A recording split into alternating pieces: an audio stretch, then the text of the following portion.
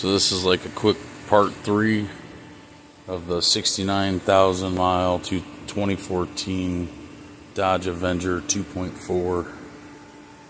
And here is the new 50,000 mile motor out of a wrecked car. Got the intake off.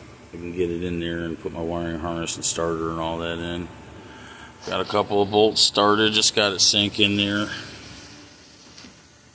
Did it with all the accessories on.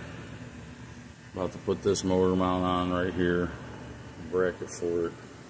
Start hooking up my exhaust. And if I got enough time tonight, we'll see if this thing will be running. Oh, I may still have to get a battery.